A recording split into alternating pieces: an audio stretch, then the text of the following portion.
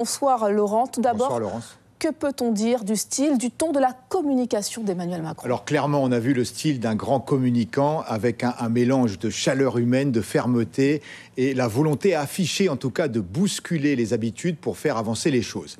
Mais aussi, il semble parfois mettre de côté une dimension importante du rôle du président de la République. Le président représente en effet tous les Français, donc tous les Guyanais. Il doit être un rassembleur. Or, en refusant de recevoir personnellement le collectif Pour la Guyane décollée, il n'a pas joué son rôle de rassembleur. Alors si le collectif n'a pas la légitimité des urnes, comme l'a souligné le chef de l'État, il a la légitimité d'avoir mené un mouvement citoyen et pacifique et d'avoir signé l'accord de Guyane avec l'État aux côtés des élus. Justement, vendredi soir, alors que le collectif Pour la Guyane décollait attendait le président à Cayenne, Emmanuel Macron a surpris tout le monde en se rendant dans des quartiers dits sensibles, Konola-Mirande, le village chinois. Quel sens avait cette séquence? Alors c'était clairement une séquence destinée à la presse nationale. Ce moment, d'ailleurs, n'était pas dans le programme qui a été donné à la presse locale. On devine l'intention: inverser la mauvaise image générée par les échauffourées de la veille en montrant la présumée bonne image, un président qui va dans les quartiers dits sensibles à la rencontre des jeunes. L'Élysée a même diffusé sur les réseaux sociaux des images du chef de l'État ironisant sur l'odeur du cannabis que fumaient des jeunes, un beau coup de communication. Un style qui aura convaincu ou pas, mais en ce qui concerne les défis de la Guyane, Emmanuel Macron a-t-il été au rendez-vous, Laurent? Alors, sur l'accord de Guyane, pour commencer, le président a confirmé le plan d'urgence, mais pour les mesures supplémentaires de 2 milliards d'euros, il a été clair: je ne suis pas le Père Noël, a-t-il dit. Des mesures à défendre lors des assises et des états généraux. Sur l'immigration clandestine, le président veut rendre la Guyane moins attractive avec 2 mesures. D'abord, limiter le versement du RSA aux étrangers présents depuis au moins 15 ans sur le territoire au lieu de 5 auparavant. Et puis interrompre le versement de l'allocation des demandeurs d'asile dès la décision du rejet de leur recours. À côté de cela, pas d'engagement en moyens lourds pour lutter contre l'immigration et l'orpaillage clandestin, mais des mesures qui ne coûtent pas grand-chose, en tout cas pour le moment, une étude pour réorganiser le dispositif Harpie et des drones pour surveiller la forêt. Pourtant, les 5 hélicos Puma de l'armée sont hors d'âge et au bout du rouleau, donc souvent indisponibles. Sur le désenclavement, le président ferme la porte à la route Maripasoula-Cayenne, mais il dit pourquoi pas à la route du fleuve.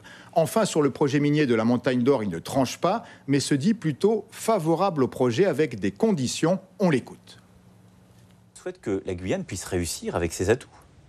Et je ne suis pas pour mettre la Guyane sous une cloche, mais avec des exigences et des contraintes. Elles sont de 3 ordres à mes yeux.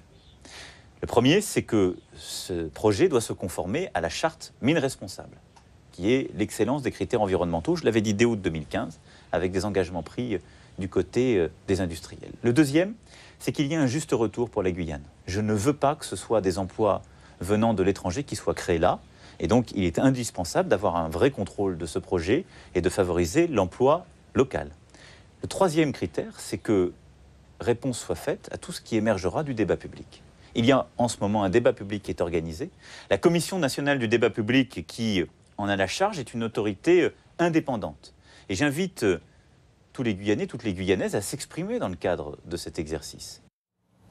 Enfin, sur la vie chère, le président veut faire baisser les prix en luttant contre les monopoles.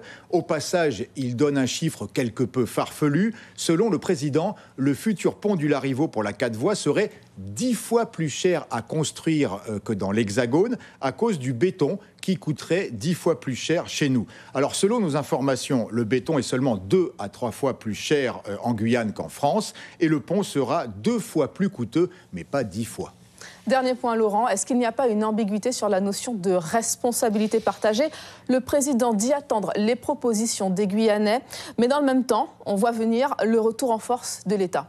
Oui, alors d'un côté, vous l'avez dit, le président exhorte les collectivités à prendre plus de place. Il attend leur projet avec les assises. Il veut simplifier les procédures, adapter les normes.